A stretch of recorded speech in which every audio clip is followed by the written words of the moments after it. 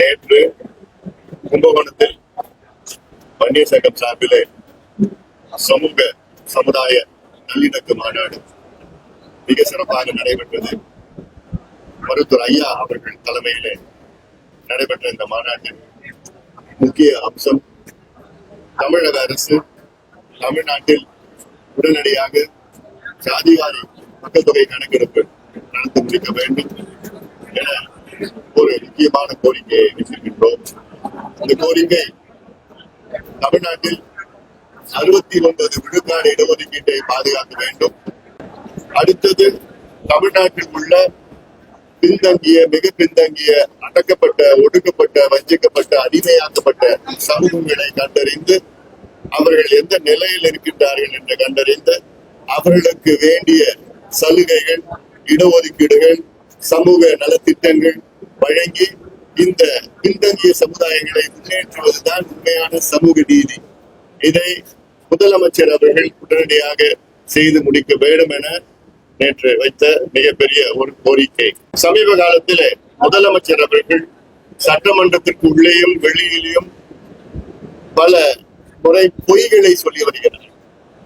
என்ன பொய்? என்ன, ஜாதிவாரி கணக்கெடுப்பு நடத்துவதற்கு எங்களுக்கு அதிகாரம் இல்லை என்று முதலமைச்சர் அவர்கள் சட்டமன்றத்திற்கு உள்ளேயும் வெளியிலையும் தொடர்ந்து பொய்யை சொல்றார். இது எங்களுக்கெல்லாம் மிக வேதனை அளிக்கிறது. அதாவது இந்திய புள்ளியியல் விவர சட்டம் 2008 படி இந்தியாவில் உள்ள அனைத்து மாநிலங்களுக்கும் ஜாதிவாரி கணக்கெடுப்பு நடத்தலாம். வேற எந்தவித கணக்கெடுப்பு நடத்துவதற்கு முழு அதிகாரம் இருக்கிறது.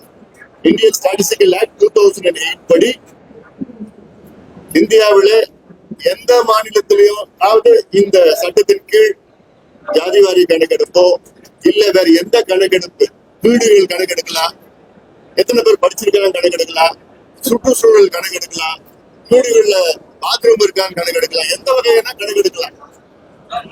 அந்த அதிகாரம் மத்திய அரசுக்கு இருக்கு, மாநில அரசுக்கு இருக்கு, உள்ளாட்சி பிரதிநிதிகளுக்கும் இருக்கு, பஞ்சாயத்து தலைவர்களும் அதிகாரம் இருக்கு. ஆனால் அப்படி இருந்தோம் முதலமைச்சர் தொடர்ந்து எங்களுக்கு அதிகாரம் இல்லைன்னு சொல்றதெல்லாம் இது தமிழ்நாட்டு மக்களை முட்டாள்களாக ஆக்குவதுதான் அர்த்தம். தமிழ்நாடு மக்கள் முட்டாள்கள் கிடையாது, தூரமானவர்கள். அப்போ தெலுங்கானா மாநிலத்துல சமீபத்துல ஜாதிவாரி கணக்கெடுப்பு 1.5 மாதத்தில் நடத்தி முடிச்சு அதுல 4 நாட்கள் சட்டமன்றத்தில் விவாதம் நடைபெற்று அங்க இடஒதுக்கீடு 63 விழுக்காடு இடஒதுக்கீடு உயர்த்திருக்கின்றார்கள். அப்ப தெலுங்கானாவில நடத்த முடிகிறது, தமிழ்நாடு நடத்த முடியாதா? எந்த சட்டத்தின் கீழ் தெலுங்கானா நடத்தினாங்கன்னா இதே சட்டம், நான் சொல்கின்ற இதே சட்டம், இந்திய புள்ளியியல் விவர சேகரிப்பு சட்டம் 2008 படிதான், இந்தியன் ஸ்டாட்டிஸ்டிக்கல் ஆக்ட் 2008 படிதான் தெலுங்கானா நடத்தி முடிச்சுட்டாங்க. பீகார்ல இதே சட்டத்தின் கீழ் நடத்தி முடிச்சிருக்கிறாங்க. கர்நாடகாவில இதே சட்டத்தின் கீழ் நடத்தி முடிச்சிருக்கிறாங்க. ஆந்திரால இந்த சட்டத்தின் கீழ் நடத்திட்டு இருக்கிறாங்க. ஒரிசால நடத்திட்டு இருக்கிறாங்க. ஜார்க்கண்ட்ல நடத்திட்டு இருக்கிறாங்க. ராஜஸ்தான்ல நடத்திட்டு இருக்கிறாங்க. இவ்வளவு மாநிலங்களும் நடத்துவது, ஆனா தமிழ்நாட்டுக்கு மட்டும் அதிகாரம் இல்லைன்னு சொல்றது, இது நம்மளெல்லாம் முட்டாளாக்குவது. அதாவது இது யார் சொல்லுவாங்க? இது ஒரு கோழை தான் சொல்லுவாங்க.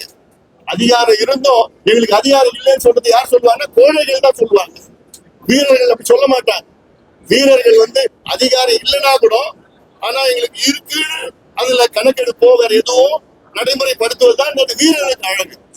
ஆனா இல்ல, எல்லாத்தையும் இருந்து சட்டம் இருக்கிறது, எல்லா நிதி இருக்கிறது, எல்லா ஆதரவு இருக்கிறது, கோரிக்கை இருக்கிறது, எல்லாம் இருந்தோம் எங்களுக்கு அதிகாரம் இல்லைன்னு பொய் சொல்றது, இது கோழைத்தனமா நான் பாக்குறேன். அதனால முதலமைச்சர் அவர்கள், இது தமிழ்நாடு மக்களுடைய மிக மிக அவசியமானது, அவசரமானது. உச்ச நீதிமன்றத்துல வழக்கு இருக்கு, 69 விழுக்காடு இடஒதுக்கீடு ரத்து செய்கின்ற அந்த வழக்கு நிலுவையில் இருக்கு உச்ச நீதிமன்றத்துல. என்னைக்கு வந்ததுன்னா அப்போ 69 விழுக்காடு நம்ம இழக்கக்கூடிய ஒரு சூழல் இருக்கிறது.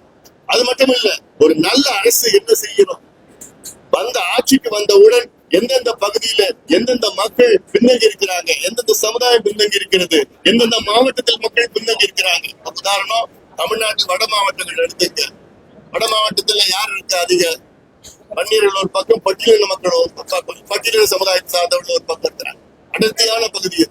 ஆனா இந்த வட மாவட்டங்கள்ல தொடர்ந்து 30 ஆண்டு காலமாக கல்வியில கடைசி இடத்துல வருது வட மாவட்டங்கள். மனித குறியீடுகள், மனித முன்னேற்ற குறியீடுகள்ல வந்து கடைசியில வருது. அதிக குடிசைகள் உள்ள மாவட்டங்கள் வட மாவட்டங்கள், அதிக மது விற்பனை நடக்கின்ற மாவட்டங்கள் வட மாவட்டங்கள், விவசாயத்தை நம்பி இருக்கின்ற மாவட்டங்கள் வட மாவட்டங்கள், தொழில் இல்லாத மாவட்டங்கள் வட மாவட்டங்கள். அப்போ இந்த மாவட்டங்களை எப்படி முன்னேற்றலாம், எந்த வகையில் முன்னேற்றம் திட்டங்கள் வேணும்னு ஒரு நல்ல முதலமைச்சரா இருந்தா ஆட்சிக்கு வந்த உடனே அதெல்லாம் செஞ்சிருக்கணும். எந்த பகுதி குறைவா இருக்கு, தாழ்வா இருக்குன்னா அதை முன்னேற்றுவதுதான் முதலமைச்சருடைய கடமை. அந்த கணக்கெடுப்பு கூட நடத்த தைரியம் இல்லாத ஒரு முதலமைச்சர் தான் நம்ம பார்த்துட்டு இருக்கிறோம். என்ன உங்களுக்கு தைரியம் இல்லை? ஏன் தைரியம் இல்லை? என்ன பயம் உங்களுக்கு? என்ன காரணம்? மற்ற மாநிலங்கள்லாம் எடுக்கிறதுக்கு தைரியம் இருக்கு.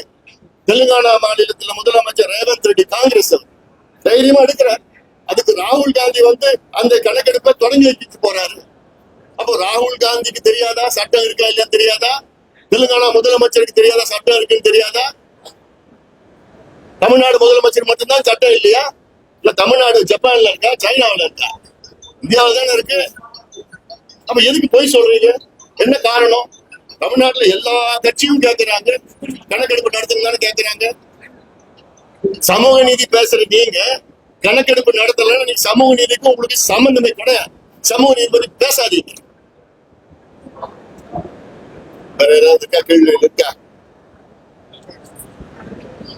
வருகின்ற சட்டமன்ற தேர்தலில் பாமக தலைமையில் கூட்டணியா அல்லது திராவிட கட்சியில்? பொறுத்திருந்து பாருங்கள். இன்னும் காலம் இருக்கு, தேர்தலுக்கு காலம் இருக்கு, பொறுத்திருந்து பாருங்கள். ஆனால் சட்டமன்ற தேர்தலுக்கு பிறகு தமிழ்நாட்டிலே கூட்டணி ஆட்சி, அதில் பாமக அங்கமாக இருக்கு. மாநாடு முடிஞ்சு பார்த்த இடத்துல பாத்தீங்கன்னா எல்லா இடத்துலயும் போலீஸ் கிடையாது சொல்லிருக்காங்க. அணில் மாவட்டம் ஃபுல்லா பாத்தீங்கன்னா அது திரும்பி வர பாமக தொண்டர்கள் வந்து உணவு கூட கிடையாது, தண்ணீர் கூட கிடைக்காத மாதிரி பண்ணிருக்காங்க. அதை பத்தி என்ன நினைச்சீங்க?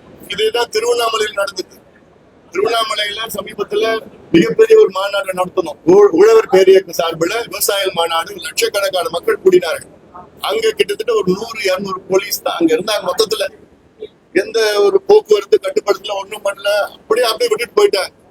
அந்த மாநாடு திடலுக்கு போறதுக்கு பாத்தீங்கன்னா எங்க மாநாடே நாங்க 8 மணிக்கெல்லாம் முடிச்சிட்டோம் இரவு. ஆனா 10-10:30 பிறகுதான் மக்கள் போறதுக்கு அந்த அனுமதி அவங்களுக்கு கிடைச்சது. அனுமதினா அந்த அளவுக்கு போக்குவரத்து நெரிசல், அங்க உணவு கிடையாது, எதுவும் கிடையாது.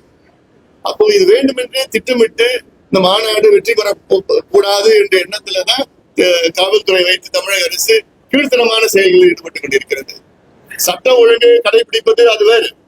எங்களால எந்த சட்டமும் ஒழுங்கு பிரச்சனை எல்லாம் வரல. அப்புறம் என்ன இது போன்ற செயல்களில் காவல்துறை ஈடுபடக்கூடாது. காவல்துறைக்கு மிக முக்கிய வேலை சட்டம் ஒழுங்கு. கஞ்சா விற்கிறவங்க பிடிங்க, கள்ளச்சாராயம் விற்கிறவங்க பிடிங்க. தமிழ்நாட்டுல பாத்தீங்கன்னா இந்த பெண்களுக்கு எதிரான பாலியல் வன்கொடுமைகள் இந்த ஒரு மாதத்துல கிட்டத்தட்ட 15 சம்பவங்கள். ஒரு மாதத்துல இந்தியாவில எந்த மாநிலத்துல அப்படி நடக்கல.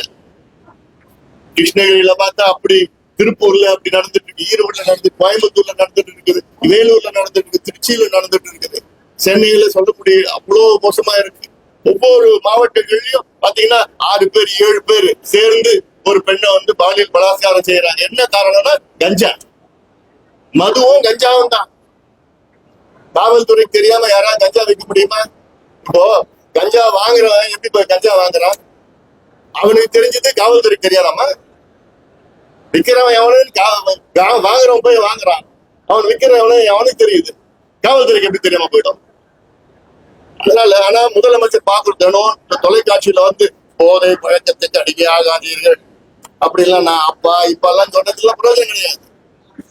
உங்ககிட்ட அதிகாரம் இருக்குது, உங்ககிட்ட சட்டம் இருக்கு. கையெழுத்து போட்டு நாங்க பூரண மதுவிலக்கு கொண்டு வருவோம்னா தமிழ்நாட்டில் உள்ள கிட்டத்தட்ட 3/4 சட்டம் ஒழுங்கு பிரச்சனைக்கு. அதே போன்று நீங்க காவல்துறையில கட்டுப்பாட்டுடன் நடந்து கஞ்சாவை ஒழிக்க சொன்னா ஒரே வாரத்துல ஒழிக்க முடியும். ஒரு வாரத்துல எங்ககிட்ட அதிகாரத்தை விட்டுங்க, எங்களுக்கு தேவை ஒரு வாரம் தான். அது எங்களால செய்ய முடியும். ஆனா அதை பத்தி எந்த அக்கறையும் எந்த கவலையும் முதலமைச்சருக்கு கிடையாது. விளம்பரம் மட்டும்தான். காலையில இருந்து விளம்பரம் 2 மணி நேரம் வந்து விளம்பரம் பண்ணிட்டு அவ்வளவுதான் நடக்குது. விளம்பர அரசு தான் நடந்துட்டு இருக்கு.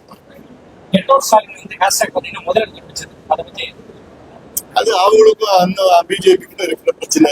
அது எங்களுக்கு அது எந்த கருத்தும் கிடையாது. அதோட முக்கியமான பிரச்சனைகள் இருக்குங்க, அதுல இருந்து கவனம் செலுத்துங்க. இந்த பாலியல் பெண்களுக்கு எதிரான பாலியல் வன்கொடுமைகள் கஞ்சா பிரச்சனை, இந்த இது போன்ற வந்து ஜாதிவாரி கணக்கெடுப்பு பிரச்சனை, ஆசிரியர்கள் எவ்வளவு பேர் நிரந்தர ஆக்கணும்னு சொல்லிட்டு வாக்குறுதி கொடுத்தாங்க. அதே போன்ற அரசு ஊழியர்களும் ஆசிரியர்களுக்கும் கிட்டத்தட்ட நாங்க ஆட்சிக்கு வந்து உடன் பழைய ஓய்வூதியத்தை கொண்டு வருவோம் என்று வாக்குறுதி, பொய்யான வாக்குறுதி கொடுத்தாங்க. நீட்டு நாங்க வந்தவுடன் நீட்டை ரத்து பண்ணுவோம், ஒரே வாரத்தில் ரத்து பண்ணுவோம். யார் சொன்னா? முதலமைச்சர் ஸ்டாலின் அவர்களும், இப்ப துணை முதல்வர் உதயநிதி அவர்களும், இப்ப நாடாளுமன்ற உறுப்பினர் கனிமொழி எத்தனையோ முறை வந்தவுடன் முதல் வாரத்துல கையெழுத்து போடுவோம் இப்படி எல்லாம் பேசினாங்க. எப்படி கையெழுத்து போட்டீங்களா? 4 ஆண்டுகள் ஆகிறது. நாங்க மாதம் மின் கணக்கெடுப்பு நடத்துவோம்னு சொன்னாங்க. நடத்தினாங்களா? இல்லையே. மாதம் மின் கணக்கெடுப்பு நடத்தினாங்கன்னா கிட்டத்தட்ட 40 விழுக்காடு நம்முடைய எல்லார் வீட்டிலுடைய மின்சார கட்டணம் குறையும். 40 விழுக்காடு. ஆனா இன்னைக்கு கடந்த 2 ஆண்டுகள்ல கிட்டத்தட்ட 36 விழுக்காடு மின் கட்டணத்தை உயர்த்திட்டாங்க. உயர்த்தியோ நட்டத்தில் ஓடுன்னு சொல்லிட்டு இருக்கிறாங்க. ஏன்னா ஊழல் லஞ்சம் ஊழல் ஆட்சி தான். எங்க பார்த்தாலும் எது எடுத்தாலும் ஊழல் லஞ்சம். வாக்குறுதி எதுவும் நிறைவேற்றல. ஒரு முறை சொல்றாரு ஸ்டாலின், நாங்க 80 விழுக்காடு வாக்குறுதி நிறைவேற்றணும், ஒரு முறை சொல்றாரு. கடந்த வாரம் நாங்க 90 விழுக்காடு வாக்குறுதி நிறைவேற்றணும்னு சொல்றாரு. எந்த ஒண்ணுமே நிறைவேற்றல. தொடர்ந்து பொய் பிரச்சாரம், பொய்ய சொல்லிக்கிட்டு பிரச்சாரம் பண்ணிக்கிட்டு இருக்கிற ஆட்சி நிச்சயமாக இந்த ஆட்சியை மக்கள் அகற்றுவார். நன்றி.